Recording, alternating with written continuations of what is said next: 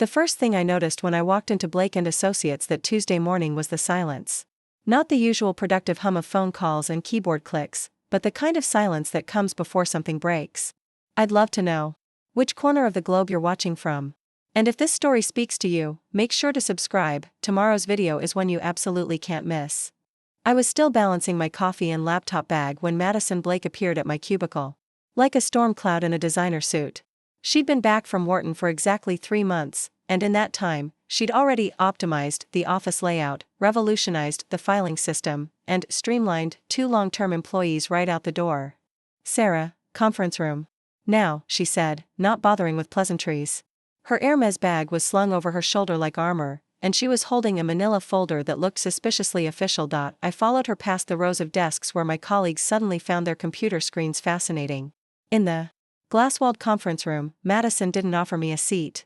She just stood at the head of the table, opened the folder, and slid a single sheet of paper across the polished surface. "Termination of employment," I read aloud. "Effective immediately. I'm restructuring the client services division," she said, her voice carrying that particular blend of authority and entitlement that only comes from never having to earn your position. "Your role has become redundant." I stared at the document. 5 years. 5 years of 60-hour weeks, of building relationships that had generated millions in revenue, of flying to Henderson Industries' Detroit headquarters at a moment's notice when their last consultant had botched a product launch. 5 years of making Richard Blake look good at industry conferences where he'd introduce me as the secret weapon behind our client retention rates. "Madison, I think there's been a mistake. The Henderson contract renewal is next month.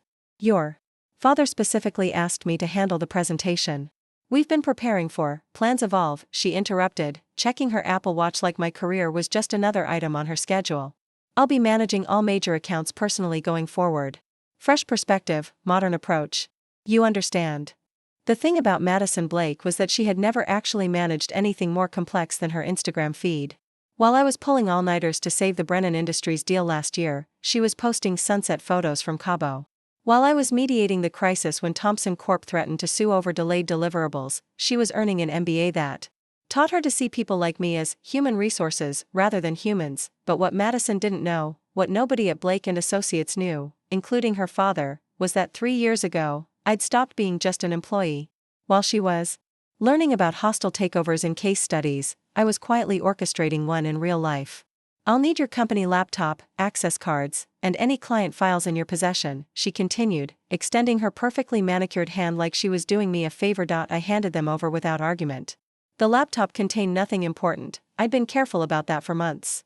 The real work, the real relationships, the real power, existed somewhere else entirely. As I packed my personal items into a cardboard box that security had thoughtfully provided, my phone buzzed with a text from Jake Morrison, emergency board meeting scheduled for Friday.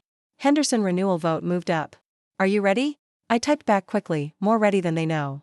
Madison was still hovering, probably expecting the waterworks to start. Maybe she thought I'd beg for a severance package or promise to keep quiet about whatever ethical corners she'd been cutting. Instead, I sealed the box with packing tape and stood to face her. "Madison, I hope your father taught you to be careful about burning bridges." She laughed, the sound sharp and dismissive. "Is that supposed to be a threat?" "No," I said, lifting the box with both hands. "It's free advice. The expensive kind comes later. Don't be dramatic, Sarah. This is just business." I paused at the conference room door. Through the glass walls, I could see my former colleagues pretending not to watch. Some looked sympathetic. Others looked relieved it wasn't them. A few looked like they were already updating their resumes. "You're absolutely right," I said to Madison. "This is just business. And you just made the worst business decision of your life." As I walked past the reception desk for the last time, I heard Madison's heels clicking on the marble floor behind me. She was probably already planning how to redecorate my office space, maybe turn it into a meditation room or a juice bar. Something that would photograph well for the company's LinkedIn page. What she wasn't planning for was the phone call her father would receive in exactly 72 hours. The one that would start with Margaret Henderson's voice saying, "Richard, we need to talk about your consulting contract. And your daughter's future with this company." 3 days after my termination, I was reading financial reports in my home office when Jake Morrison called with the news I'd been expecting. "Blake and Associates just submitted their renewal proposal to Henderson Industries," he said, and I could hear the disbelief in his voice. "Sarah, you're not going to believe this." They're asking for a 40% rate increase and cutting services by 30%. Madison personally delivered the proposal yesterday. I set down my coffee cup, feeling something cold settle in my stomach. Tell me exactly what happened. She walked into Margaret's office wearing what looked like a $5,000 suit. Carrying a presentation folder with Blake and Associates' new logo. Apparently she redesigned that too. Margaret said Madison spent the first 10 minutes explaining why the previous consulting approach was outdated and inefficient. She criticized our work? To Margaret Henderson? Gets worse. Madison told the board that Henderson had been overserviced. And that Blake and Associates would be implementing a streamlined engagement model. Fewer site visits, reduced reporting, elimination of the 24/7 support line. She actually used the phrase, bleeding money on unnecessary hand-holding. I closed my eyes. Madison had just called Margaret Henderson's preferred management style, hand-holding. To her face. In front of her board of directors. How did Margaret respond? Like you'd expect. She asked Madison if she'd reviewed Henderson's specific requirements before proposing these changes. Madison said she'd modernized the approach based on industry best practices from her MBA program. Industry best practices, I repeated. For a company Margaret built from scratch using methods that have worked for 40 years. There's more. When David Chen asked about the cost increase, Madison explained that Blake and Associates was repositioning as a premium consultancy, and that Henderson should be grateful for the opportunity to work with fresh leadership. I was quiet for a long moment, processing what Jake had told me. Madison hadn't just burned the bridge with Henderson Industries, she'd napalmed it and salted the earth. Jake, when is the board meeting to discuss the renewal? Tomorrow morning. Margaret moved it up. She wants you there. Of course she does. The next morning, I drove to Henderson Industries headquarters for what I knew would be the last time. As an outsider. The building stretched 30 floors into the Detroit skyline, its steel and glass facade reflecting the morning sun like a promise. I'd been coming here for 5 years, but today felt different. Today, I wasn't just Sarah Chen, account manager. Today, I was Sarah Chen, owner, because that was the secret Madison Blake never bothered to discover. While she was learning theoretical frameworks about market dynamics, I was living them.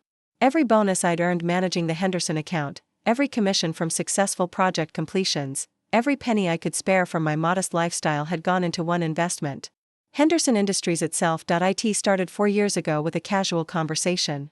Margaret Henderson had just announced Henderson Industries' first private equity offering, a limited release of ownership stakes to strategic partners and key advisors.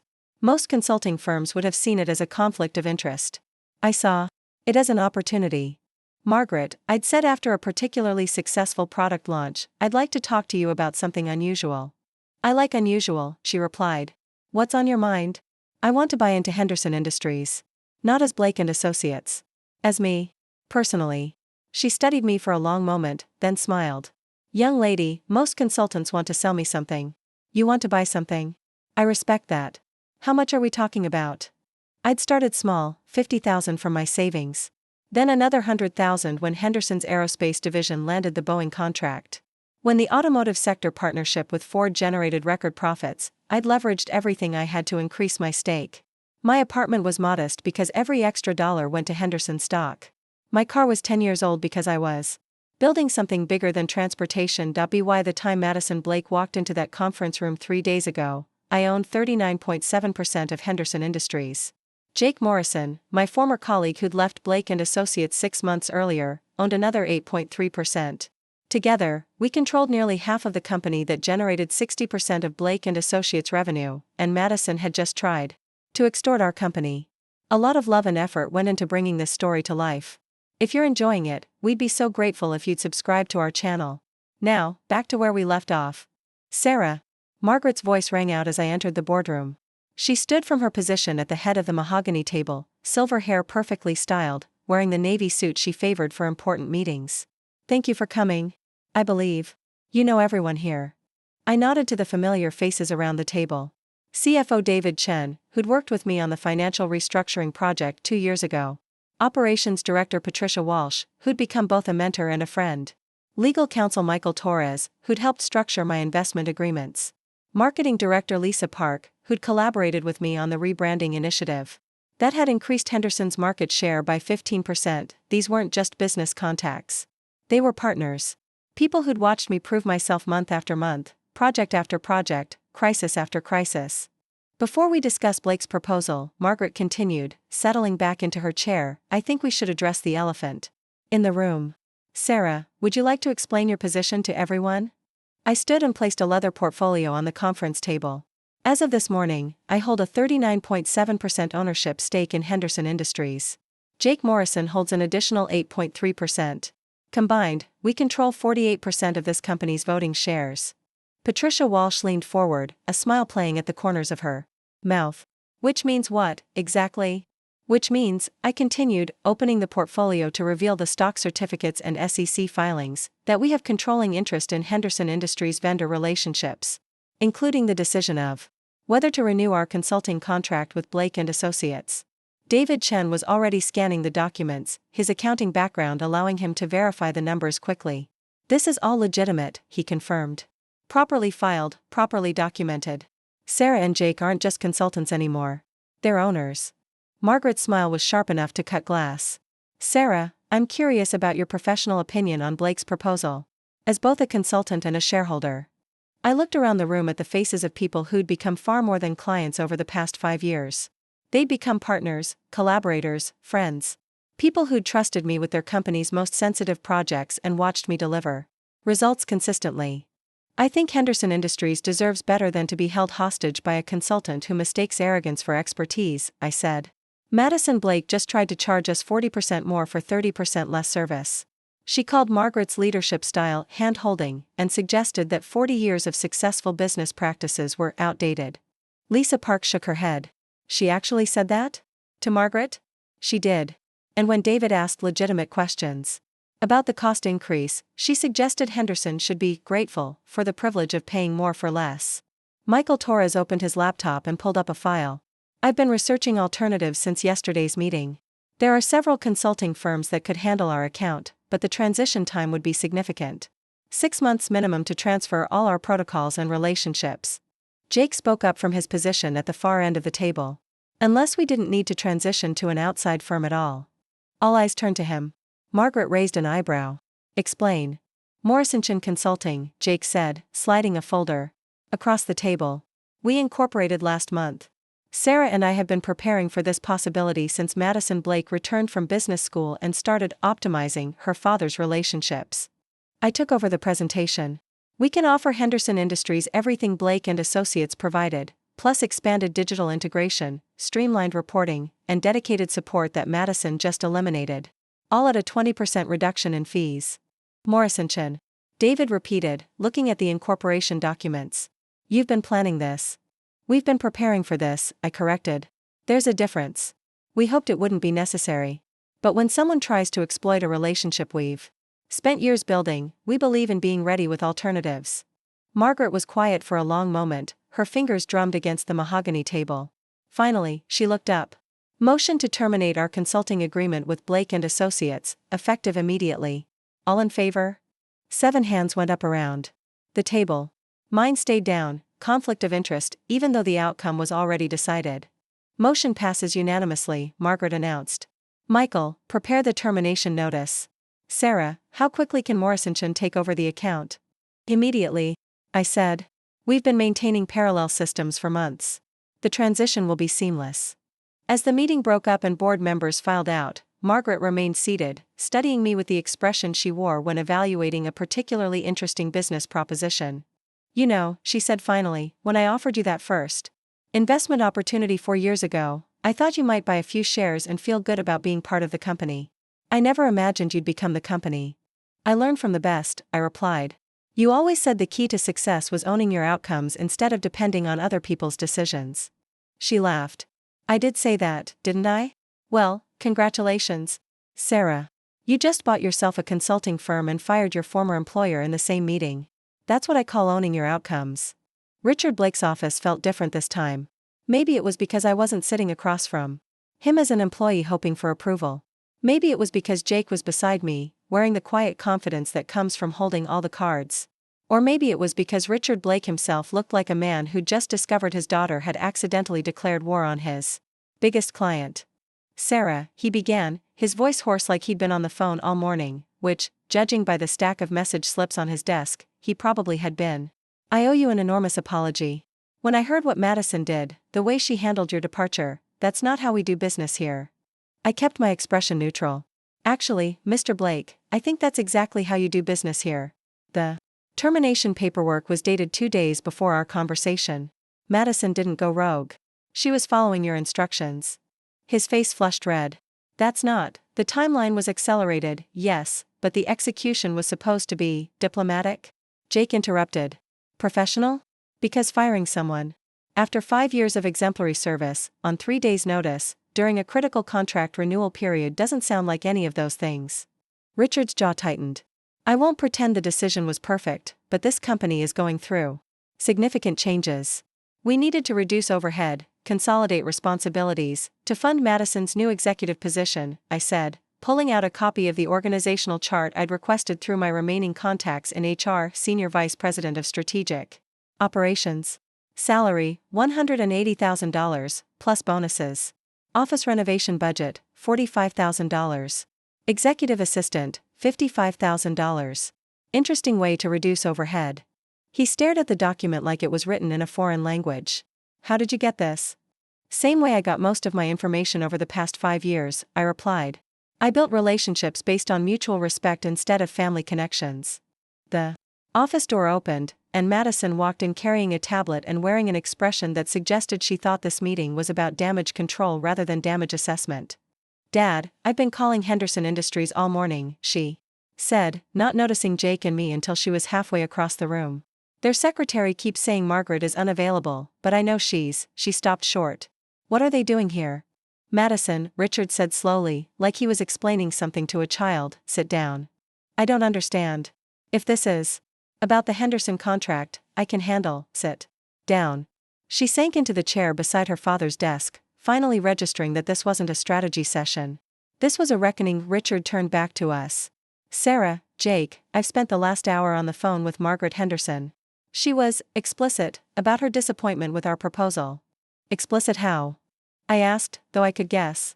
She said, and I quote, your daughter waltzed into my boardroom like she owned the place and told me how to run a company I built before she was born. Then she had the audacity to charge me more money for the privilege of being insulted. Madison's face went pale. That's not what happened. I was presenting industry best practices, *, you told the CEO of a 40-year-old company that her management style was outdated, Richard continued. You criticized methods that have generated consistent profits for 4 decades. You increased prices while cutting services, and when questioned about it, you suggested they should be grateful for the opportunity. I was positioning us as a premium firm, you were positioning us for bankruptcy, Richard snapped. Henderson Industries represents 62% of our annual revenue. Without that contract, Blake & Associates is looking at layoffs, office downsizing, possibly closure. Jake leaned forward. Mr. Blake, I think there's something else you should know about the Henderson situation. Richard looked at him with the expression of a man who'd already heard too much bad news for one day. What now? I opened my briefcase and placed the Henderson Industries contract on his desk. Not a proposal, not a draft, but a signed agreement. With Morrison Consulting letterhead. Henderson Industries has awarded their consulting contract to a new firm, I said. Effective immediately. Richard stared at the document. Morrison, that's you too. It is. But you can't. There are non-compete clauses, confidentiality agreements, which apply to employees, Jake said. Sarah hasn't been your employee for 4 days. And Morrison Consulting is an independent firm with our own client relationships. Madison's tablet slipped from her hands and clattered on the marble floor. You stole our client? We didn't steal anything, I said calmly. Henderson Industries chose to work with consultants who understand their business instead of ones who want to change it. That's how free markets work. This is corporate sabotage. Madison stood up, her voice rising. You can't destroy a company just because you're angry about being fired. I'm not destroying anything, I replied. I'm building something better. Blake & Associates had the opportunity to renew their contract with Henderson. You chose to present an insulting proposal that prioritized profit over partnership. The consequences of that choice aren't sabotage, they're accountability. Richard was still staring at the signed contract.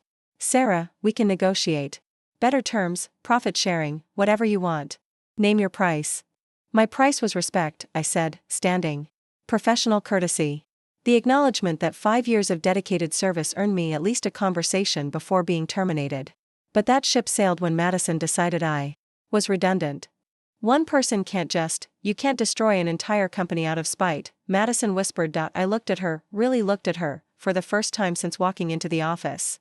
She was young, probably younger than I'd been when I started at Blake and Associates. But I'd started as an assistant and worked my way up through competence and relationships. She'd started as an executive because of her last name. Madison, I'm not destroying Blake and Associates out of spite. I'm succeeding despite the fact that you tried to destroy my career out of arrogance. There's a difference. Jake and I gathered our papers and headed for the door. As we reached it, Richard called out one last time. Sarah, what would it take for you to reconsider? I turned back. Through the glass walls, I could see the Blake and Associates staff at their desks, probably wondering why their biggest client hadn't returned calls all morning. Some of them were good people who'd be hurt by what was coming. But that wasn't my responsibility anymore. Mr. Blake, 4 days ago, your daughter told me that my termination was a learning opportunity about corporate efficiency. She was right. I learned that the most efficient thing to do when someone tries to eliminate your position is to eliminate their leverage instead. This isn't over, Madison said, her voice shaking with anger or fear or both. You're absolutely right, I replied. It's just beginning. Outside Blake and Associates, the Detroit skyline stretched out under a clear October sky. Jake and I walked toward our car in comfortable silence, both of us processing what had just happened. How does it feel? Jake asked as we reached the parking garage. Owning nearly half of your former employer's biggest client? I thought about Madison's face when she realized her MBA theories hadn't prepared her for real-world consequences. I thought about Richard Blake discovering that loyalty was a two-way street, and that burning bridges could leave you stranded on the wrong side of the river, but mostly, I thought about the phone call I'd received that morning from Margaret Henderson. Sarah, she'd said, I've been thinking about our conversation yesterday. How would you feel about expanding your consulting role? We're looking at acquisitions in the aerospace sector, and we need someone who understands both the technical aspects and the relationship management side. Acquisitions. Plural. Henderson Industries was growing, and they wanted Morrison Consulting to be part of that growth. Not just as vendors, but as partners. It feels like justice, I told Jake. The expensive kind. 6 months later, Morrison Consulting occupied 2 floors of the Renaissance Center, with views of the Detroit River and downtown skyline. We'd expanded to 12 employees, all of them handpicked from firms that valued competence over connections. Blake and Associates had downsized by 60% and moved to a smaller office in the suburbs. Madison had taken a position with a competitor, at entry level, after her father quietly made it clear that nepotism was a luxury his struggling company could no longer afford. Richard Blake had called me twice in those 6 months. Once to ask if Morrison would consider subcontracting some overflow work. Once to ask if I knew of any firms that might be interested in acquiring Blake and Associates' remaining client contracts. I'd politely declined both requests every morning. When I arrived at my corner office, I could see the building where Blake and Associates used to be housed before their downsizing. It reminded me of something Margaret Henderson had told me during our first partnership meeting. Sarah, the difference between revenge and justice is time. Revenge is quick and satisfying. Justice is slow and permanent. She was right. Revenge would have been hacking their systems or spreading rumors about Madison's incompetence. Justice was building something so much better that their failure became inevitable, and every time my phone rang with a new client inquiry, companies that had heard about Henderson Industries' success and wanted the same level of dedicated consulting. I remembered the lesson Madison Blake had accidentally taught me. Sometimes the best response to being underestimated isn't proving them wrong. Sometimes it's proving them irrelevant. Work with Morrison Stevens on projects that Blake and Associates would never see. It feels like justice, I said. The expensive kind. 6 months later, Morrison Stevens Consulting occupied 3 floors of our own building. Blake and Associates had downsized by 40% and moved to cheaper offices across town. Madison had taken a position with a competitor, at entry level, and every morning, when I arrived at my office and looked out at the Chicago skyline, I remembered the lesson that Madison had accidentally taught me. Sometimes the best revenge isn't getting even. Sometimes it's getting ahead. 2 weeks before my termination, I should have seen it coming. Madison had scheduled a strategic review meeting with all department heads, the kind of corporate theater that happens when someone with an MBA wants to justify their existence. She'd walked into the conference room carrying a leather portfolio and wearing confidence like expensive perfume. The presentation she gave was titled Operational Excellence Through Human Capital Optimization, which was business school speak for I'm going to fire people and call it innovation. We need to eliminate redundancies, she'd announced, clicking through slides filled with pie charts and buzzwords. Right-size our consultant dependencies. Reduce our external overhead while maximizing internal capabilities. I'd watched from the back of the room as she outlined her vision for the future. Fewer account managers, more automated systems. Reduced client touchpoints, increased profit margins. It was the kind of strategy that looked brilliant on paper and catastrophic in practice. After the meeting, I'd lingered in the hallway, pretending to check my phone while listening to conversations that told me everything I needed to know. She's targeting the highest paid positions first, whispered Janet from HR. Starting with anyone who has direct client relationships, added Tom from operations. Apparently, she thinks account management is overpaid handholding, said Marcus from finance. That night, I called Jake Morrison. We'd worked together for 3 years before he'd left Blake and Associates to start his own consulting practice. He knew the industry, he knew the players, and most importantly, he knew what Madison Blake was capable of. She's going to fire you, he'd said without preamble after I described the meeting. Probably within the month. Based on what? Based on the fact that you make her look bad just by existing. You've got real relationships with real clients. She's got an MBA and her daddy's last name.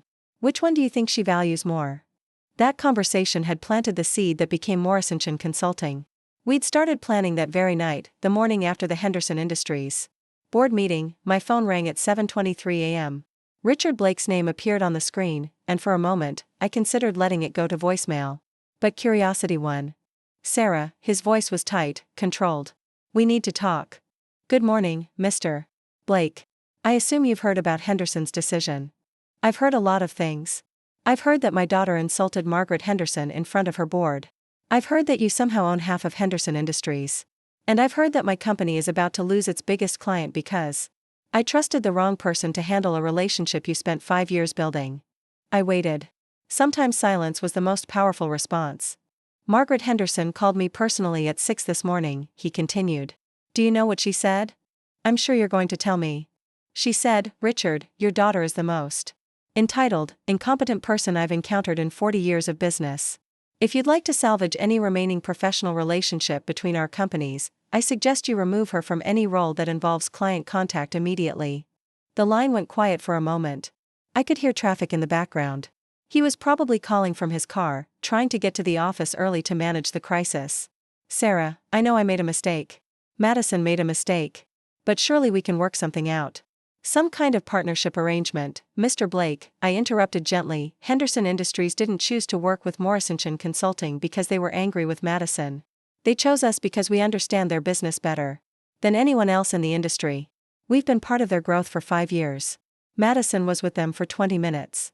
But you can't just, I can, and I did. And Mr. Blake? This isn't about revenge. This is about building something better than what we had. I ended the call and immediately forwarded the recording to Jake. Within an hour, he texted back, Blake called me too. Offered to buy Morrison outright. I told him we weren't for sale. Within a week of the Henderson announcement, my phone started ringing with calls from other companies. Word travels fast in the consulting world, especially when it involves a dramatic client shift and a CEO's daughter making headlines for all the wrong reasons. The first call came from Patricia Reeves at Millennium Manufacturing. Sarah, I heard about what happened with Blake and Associates. We've been considering a change in our consulting arrangements. Would Morrison be interested in taking on new clients? The second came from Global Dynamics CEO Kevin Torres. My CFO worked with you on the Henderson Aerospace project last year. He said you were the only consultant who actually understood our supply chain challenges. We'd like to discuss a potential engagement. By the end of the month, Morrison had 3 new clients and a waiting list of companies that wanted to work with the consultants who'd outmaneuvered Blake and Associates. But the most satisfying call came from Elena Rodriguez at Apex Industries, Blake and Associates' second largest client. Sarah, we just received a proposal from Madison Blake for next year's contract. She wants to increase our fees by 30% and reduce site visits by half. After what we heard about the Henderson situation, we're wondering if Morrison might be interested in taking over our account. I smiled as I transferred her to Jake's direct line. Madison wasn't just losing clients for Blake and Associates. She was actively driving them to us. Looking for more? We've got 2 amazing stories ready for you right on screen. If this one touched you, these are absolutely worth your time. Click to watch them now. And hey, subscribe and hit that bell to never miss our latest uploads. I waited. Sometimes silence was the most powerful response. Margaret Henderson called me personally at 6 this morning, he continued. Do you know what she said? I'm sure you're going to tell me. She said, Richard, your daughter is the most entitled, incompetent person I've encountered in 40 years of business. If you'd like to salvage any remaining professional relationship between our companies, I suggest you remove her from any role that involves client contact immediately. The line went quiet for a moment. I could hear traffic in the background. He was probably calling from his car, trying to get to the office early to manage the crisis. Sarah, I know I made a mistake. Madison made a mistake. But surely we can work something out. Some kind of partnership arrangement, Mr. Blake, I interrupted gently. Henderson Industries didn't choose to work with Morrison Consulting because they were angry with Madison. They chose us because we understand their business better than anyone else in the industry. We've been part of their growth for 5 years. Madison was with them for 20 minutes. But you can't just, I can, and I did. And Mr. Blake? This isn't about revenge. This is about building something better than what we had. I ended the call and immediately forwarded the recording to Jake. Within an hour, he texted back, Blake called me too. Offered to buy Morrison outright. I told him we weren't for sale. Within a week of the Henderson announcement, my phone started ringing with calls from other companies. Word travels fast in the consulting world, especially when it involves a dramatic client shift and a CEO's daughter making headlines for all the wrong reasons. The first call came from Patricia Reeves at Millennium Manufacturing. Sarah, I heard about what happened with Blake and Associates. We've been considering a change in our consulting arrangements. Would Morrison be interested in taking on new clients? The second came from Global Dynamics CEO Kevin Torres. My CFO worked with you on the Henderson Aerospace project last year. He said you were the only consultant who actually understood our supply chain challenges. We'd like to discuss a potential engagement. By the end of the month, Morrison had 3 new clients and a waiting list of companies that wanted to work with the consultants who'd outmaneuvered Blake and Associates. But the most satisfying call came from Elena Rodriguez at Apex Industries, Blake and Associates' second largest client. Sarah, we just received a proposal from Madison Blake for next year's contract. She wants to increase our fees by 30% and reduce site visits by half. After what we heard about the Henderson situation, we're wondering if Morrison might be interested in taking over our account. I smiled as I transferred her to Jake's direct line. Madison wasn't just losing clients for Blake and Associates. She was actively driving them to us. Looking for more? We've got 2 amazing stories ready for you right on screen. If this one touched you, these are absolutely worth your time. Click to watch them now. And hey, subscribe and hit that bell to never miss our latest uploads.